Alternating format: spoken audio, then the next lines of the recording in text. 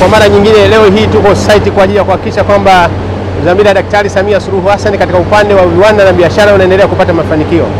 Naomba kuchukua fursa hii kuwashukuru sana wenzetu wa Nyati Cement ambao waliko hapa Kimbiji Kigamboni kwa kazi kubwa wanaendelea kuifanya. Tumekuja kutembelea kuona operation ya kazi inayoendelea hapa. Tumeona kiwanda hichi sasa production yake imeongezeka kutoka tani 630 mpaka sasa wamefikia tani karibuni milioni 1. Katika market share karibuni 9% mpaka 10%. Wanafanya kazi nzuri zaidi. Lakini kubwa zaidi tunaona vijana waliopata ajira hapa zaidi ya vijana 335. Wale ajira za moja kwa moja, lakini vijana karibuni 300 zile ajira ambazo indirect employment. Kwa ni faraja kubwa sana.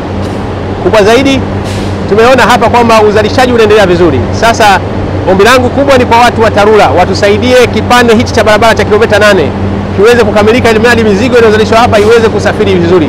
Kwa sababu dhamira ya Daktari Samia Suluhu Hassan kuona uwekezaji unaenda vizuri zaidi. Na wenzetu wanajitahidi uzalishaji wa sementi hapa. Kwa hiyo kubwa zaidi ni waombe wenzetu wa TARURA watu hakikishe kipande hichi kifanywe marekebisho vizuri.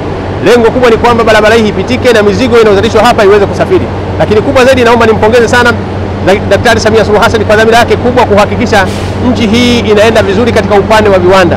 Lakini hali kadhalika niwapongeze viongozi wa huku Kigamboni, kuanzia mkuu wa wilaya lakini mpaka katika ngazi ya kata na ngazi ya serikali za mitaa kwa kazi kubwa wanaofanya, ushirikiano mzuri na wenye kiwanda. Na hapa nimshukuru sana diwani wetu, mama huyu, hakika network yake na wanakiwanda inaendelea kufanya vizuri. Mwisho wa siku ni kwamba tunataka uwekezaji huu uweze kuendelea. Binafsi nikushukuru sana ndugu yangu Mark kwa kazi kubwa unaendelea kuifanya. Endeleeni kufanya kazi hii.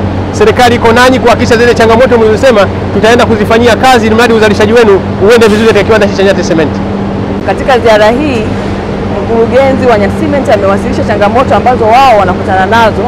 Mojawapo kubwa ikiwepo ni changamoto ya miundombinu ya barabara, lakini pia umeme mdogo ambao wanaupata kwa ajili ya matumizi ya viwanda. Kwa maelekezo ya Mheshimiwa Jafo ametuelekeza kwamba tuchukue changamoto hizi tuziwasilishe kwa wenzetu wa TARURA pamoja na TANESCO ili waweze kufanyia kazi kwa haraka ili kukisaidia kiwanda kiweze kufanya uzalishaji wake kwa wakati na bila kupoteza ajira za wananchi ambao wameajiriwa katika kiwanda hiki.